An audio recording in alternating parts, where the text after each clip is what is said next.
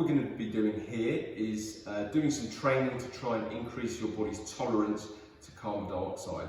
So this is a follow-on from our original light breathing exercises. If you haven't done those yet, then go back to that video and just practice or get some practice breathing lightly in and out through the nose. But what we're going to do here is a similar drill. We're just going to breathe a little bit less.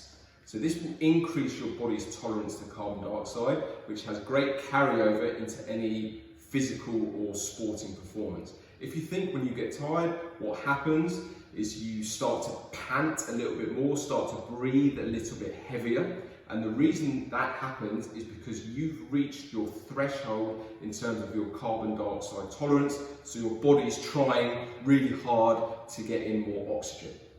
Whereas if we can increase that tolerance, what it means is you can keep control of that breathing at higher intensities and therefore work harder for longer, which has obvious benefits in a sporting environment. And if you're training, it means you're going to get more from your training. So a really important drill to do. We're going to adopt the same position that we were in for those light breathing drills on our back. And again, keeping all of that breathing coming in and out through the nose. Again, imagine you have a balloon in your stomach. This time as we breathe in, I just want you to breathe in a little bit less. So in those light breathing drills, if we were blowing that balloon up to 100%, what I now want you to do is drop that inhale so we're only breathing in 50 or 60%. What we're searching for here is a hunger for air. So it will be a little bit uncomfortable because essentially you are suffocating yourself, or that's what your body thinks is happening. So it's going to try and make you breathe. Two things.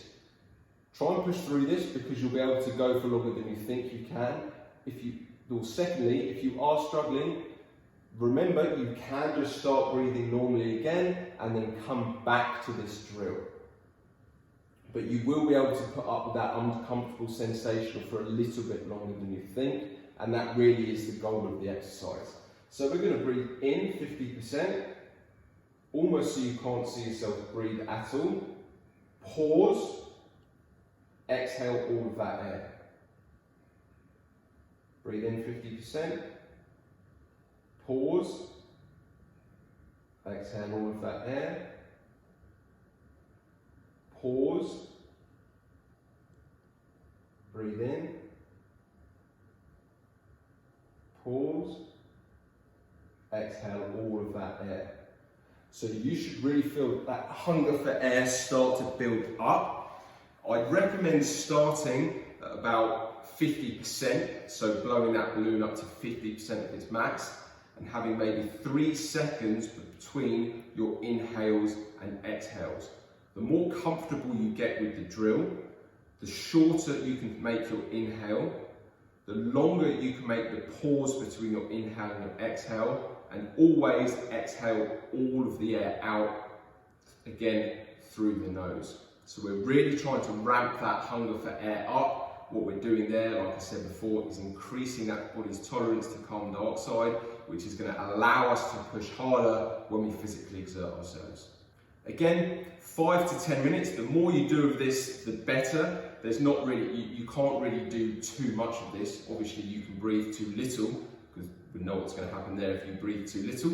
But you can repeat this numerous times throughout the day and as many times as you want throughout the week. But to start with, I'd say 5 to 10 minutes practice per day. And also, that doesn't have to be continuous. So like I was saying before, if you find that sensation a little bit too uncomfortable to start with, just start in minute blocks. Go for a minute, restricting that breathing, a minute normal breathing, and then go back to it. And the more comfortable you get with it, the more you can make that practice continuous.